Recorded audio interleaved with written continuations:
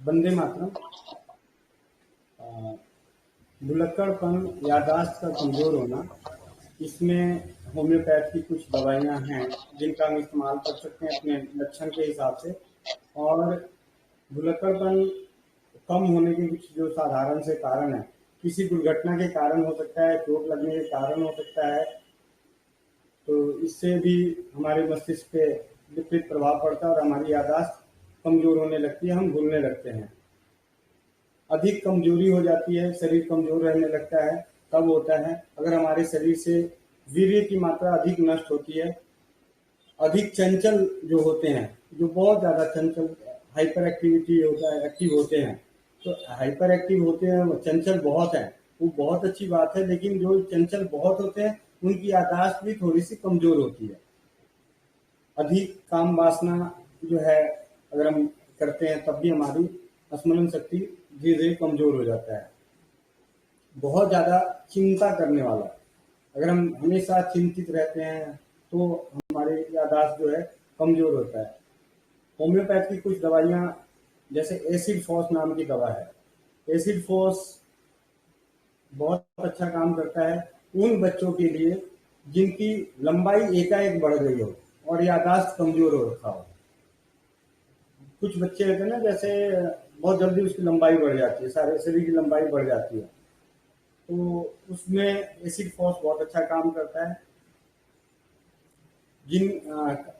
जो संभोग ज़्यादा करते हैं और उन्हें याददाश्त कमजोर होने की शिकायत है, उसमें बहुत अच्छा काम करता है। डायबिटीज के रोगी हैं, मधुमेह के रोगी हैं, उनकी अगर याददाश्त कमजोर है तो उनमें ये दवा बहुत अच्छा काम करती है, एसिड फॉस। निराशा जिनके जीवन में ज़्यादा रहता हो उसमें एसिड फॉस बहुत अच्छा काम करता है। एनाकार्डियम जो होम्योपैथ की मेडिसिन है, एनाकार्डियम, यह याददाश्त को दूर करने की बहुत अच्छी दवा है। ये मानसिक काम जो अधिक करते हैं और उससे थकावट महसूस होती है, तो उसमें, और उसके बाद जैसे कोई कंप्यूटर पे काम करने वाले हैं या बहुत ज़्यादा लिखा पढ़ी का काम करने वाले हैं और उनकी याददाश्त में कमजोरी आ रही है, तो एनाकार्डियम बहुत अच्छी औषधि है। परीक्षा एग्जाम का समय आता है और बच्चे बहुत ज़्यादा पढ़ते हैं, तो उन पढ़ते तो बहुत ज़्यादा है लेकिन याद नहीं रहता, तो उस वक्त बहुत अच्छा काम करता है होम्योपैथ की दवा एनाकार्डियम। ब्राइटाकार, ब्राइटाकार उन सभी बच्चों के लिए, उन सभी इंसान के लिए बहुत अच्छा काम करता है। बच्चों के लिए उनका जिनका शारीरिक और मानसिक दोनों ग्रोथ उम्र के हिसाब से कम हो रही हो, तो उस पे ब्राइटाकार बहुत अच्छा काम करता है। जिन्हें टॉन्सिल की समस्या हो, आए दिन टॉन्सिल की समस्या हो जाती हो, पेट फूला फूला रहता हो, तो उनमें बहुत अच्छा काम करती है ब्राइटाकार। जिन बच्चों को हस्त मैथुन की आदत पड़ जाती है और उसमें बहुत अच्छा काम करता है। ऐसा कोई बच्चा जिसकी याददाश्त कमजोर है और जब कभी वो अनजान लोगों के सामने आता है और वो उनसे आंखें नहीं मिलाता हो, ये कभी गौर करने वाली बात है, लक्षण को गौर करने वाली बात है कि आपका बच्चा है और उसकी याददाश्त कमजोर है, तो हम कैसे ब्राइटाकार को दे सकते हैं उसके लिए, क्योंकि बच्चे की तो मानसिक और शारीरिक ग्रोथ तो अलग हो गया, ठीक है, पेट फूला रहता है, नहीं किसी का नहीं रहेगा, किसी बच्चे का टॉन्सिल बढ़ा हुआ है, हमेशा टॉन्सिल की शिकायत बनी रहती है, हो सकता है आपके बच्चे में ना हो, फिर भी उस बच्चे को ब्राइटाकार में कब जरूरत पड़ सकती है, जब बच्चे की याददाश्त कमजोर है और आपके घर में कोई अनजान लोग आते हैं या अनजानों के बीच में जब जाता है तो अनजानों से आंख नहीं मिलाता हो, मतलब अनजानों के सामने भी आना पसंद नहीं करता हो, मतलब अलग से गुमशुदा सा रहता हो, तो उसमें ब्राइटाकार में बहुत अच्छा काम करता है। उन बच्चों को जो बढ़ती हुई उम्र के बच्चे हैं या बड़े हैं, बड़े भी जब अपने आप में कुछ, मतलब क्या, कैसे कैसे शब्द का इस्तेमाल करूं, आप समझ सकते हैं कि कुछ लोग हैं जो चोरी चुपके वो काम करते हैं जो उनको तो मालूम है कि मतलब मैं गलत करता हूँ, ये गलत काम कर रहा हूँ, चाहे वो शारीरिक है, मानसिक है, व्यवहारिक है, सामाजिक है, वो उनको सिर्फ मालूम है और एक परमात्मा को मालूम है। लेकिन ऐसे लोग जब कभी अनजान लोगों के बीच में बैठे होते हैं तो वो एकदम एकांत रहेंगे, कुछ बोलेंगे नहीं, और उनकी याददाश्त अगर कमजोर है तो हम उन्हें ब्राइटाकार दे सकते हैं। स्वप्न दोष की जिनको शिकायत हो, मतलब बच्चे हैं, बड़े हैं और स्वप्न दोष की शिकायत है, पेट फूला फूला रहता हो और शर्मीले टाइप के हैं, मतलब चुपचाप रहता है, अंदर शांत रहता है, अगर 5 आदमी घर में आ गए तो अलग अलग रखने का प्रयास करे, तो उस जगह भी ब्राइटाकार बहुत अच्छा काम करता है। सेम इसी तरीके से बच्चों में और बुजुर्गों में, दोनों में ये औषधि सेम परिस्थितियों में, सेम लक्षणों में बहुत अच्छा काम करता है। एक कैनबिस इंडिका नाम की दवा है होम्योपैथ में, ये भुलक्कड़पन की बहुत अच्छी औषधि है, जो बोलते बोलते भूल जाता है कि आगे और क्या बोलना है, या मैंने पीछे क्या बोला, अभी मैंने क्या बोला, ये बात मुझे अगर याद नहीं है, या बात बोलते बोलते मुझे आगे क्या बोलना है वो बात भी अगर मैं भूल जाता हूँ, तो मुझे कैनबिस इंडिका नाम की औषधि का सेवन करना चाहिए। एथूजा सुनने में ऐसा आता है कई बार, थूजा और एथूजा दो अलग औषधि है। एथूजा जो है मतलब सभी विद्यार्थियों को या उन सभी लोगों को मन को केंद्रित करने पे बहुत ही अच्छा काम करता है। ऐसे इसका एक बहुत ही अद्भुत लक्षण है, अगर कोई कहता है कि मेरे बिस्तर के नीचे चूहा घूम रहा है, मतलब उसको ऐसे जैसे सोता है या उसको ऐसा भय लगा रहता है, भय कि कोई चीज घूम रही है, कोई चीज मेरे बिस्तर के नीचे से गुजर गई, तो ऐसी कोई बात इंसान अगर आपको कोई कहता है, तो आप हर किसी को जो होम्योपैथ के डॉक्टर हैं, मान जानते हैं, जिन्होंने स्टडी कर रखी है मेटेरिया मेडिका और दवाइयों के सारे चित्र, उसके गुण धर्म को, तो ये अद्भुत लक्षण है एथूजा का कि कोई भी रोग हो, कोई भी कष्ट हो, अगर उसके अंदर ये लक्षण नजर आ रहा है कि उसके बिस्तर के नीचे चूहा जा रहा है, भय लगा रहता है, कोई चीज जा रही है, जरूरी नहीं चूहे का नाम लिया गया, लेकिन आप कुछ भी जा रहा है, नहीं कुछ है, हटाओ जरा यार, अभी कुछ गया यहाँ से, तो ऐसे लक्षण में एथूजा बहुत अच्छा काम करती है। और जब एथूजा की बात हो रही है तो एथूजा होम्योपैथ में बच्चों की उल्टी की बहुत अच्छी दवा है। वो बच्चा जो दूध पीते ही उल्टी कर दे, मतलब एक घूंट पिया नहीं और उल्टी कर दे, उसकी बहुत अच्छी दवा है। मुझे आज भी, अब तो शायद वो भाई शायद जुड़े होंगे, किस नंबर से जुड़े होंगे ध्यान नहीं है, बहुत साल पहले 2016-17 की बात है, राजीव भाई के व्याख्यान में एथूजा नाम की दवा का नाम सुना था और उस वक्त पढ़ा था। फिर वेद प्रकाश जी से बात हुई तो उन्होंने बताया था कि एथूजा बच्चों की उल्टी की सबसे उत्तम औषधि है, जो कुछ पीते ही उल्टी कर दे, दूध पी रहा है उल्टी कर दे। तो मैं हरियाणा तरफ के भाई थे, सोनू नाम था, उनका फोन आया कि भैया एक बच्चा है जो हॉस्पिटल में एडमिट है और उसकी उल्टी बंद नहीं हो रही और वो लगभग 10 महीने का बच्चा है। तो मैंने उनको बोला होम्योपैथ की दवा उस वक्त पढ़ा ही था, सुना था, जाना था, वो दवा बताई, उन लोगों ने विश्वास करके दिया और मात्र 3 से 4 घंटे बाद हॉस्पिटल से छुट्टी मिल गई। तो ये एक अनुभव बहुत अच्छा रहा। होम्योपैथ की एक दवा है लैक कैनाइनम, एक्चुअली नाम भी इसके टेढ़े इतने हैं और मैं पढ़ने में बहुत कमजोर हूँ। मानसिक रूप से वो रोगी जो भुलक्कड़पन है और हमेशा अनमना सा रहता है, अनमना शब्द आप उसको कह सकते हैं जो किसी भी काम को उसको करने में मन नहीं लगता हो, कोई भी काम, घर में भोजन भी कर रहा हो तो ढंग से नहीं कर रहा, कुछ भी काम बोलो तो उसमें टालने का प्रयास करता है, और बाजार जाता है खरीदारी करने, सामान खरीदते समय वहीं पे भूल के आ जाता है, सामान लेना भी भूल जाता है और ये उसको धीरे धीरे उसकी आदत बन जाती है। तो इसमें इस लक्षण पे अगर हम इस औषधि का चयन करना तो सबसे आसान सा तरीका कि कोई ये कहे कि मैं कुछ सामान रखता हूँ और भूल जाता हूँ कि कहाँ रखा, तो वहां भी इसे इस्तेमाल कर सकते हैं। जरूरी नहीं कि बाजार शब्द यहाँ पे इस्तेमाल किया गया है समझाने के लिए कि लक्षण क्या होता है। तो हम कोई सामान रखे और भूल गए, बाजार में लिया, सामान खरीदा और सामान के पैसे दिए और वहीं भूल के आ गए। ऐसे लक्षण में होम्योपैथ की जो है लैक कैनाइनम बहुत अच्छी काम करती है। जैसे अभी बात करी एथूजा की, उसी तरीके से थूजा भुलक्कड़पन की बहुत अच्छी औषधि है कि उस इंसान की जो भुलक्कड़पन तो आ जाता है, मतलब याददाश्त कमजोर हो जाता है और समय बीतते बीतते याददाश्त उसकी वापस आ जाती है। सुबह उठा, उसको अपना नाम भी याद नहीं है या कोई चीजें याद नहीं है, और धीरे धीरे थोड़ी देर बाद वो घंटे 2 घंटे 3 घंटे बाद उसको याद आने लगता है हर चीज। तो वहां पे एथूजा नाम की औषधि का सेवन करना चाहिए।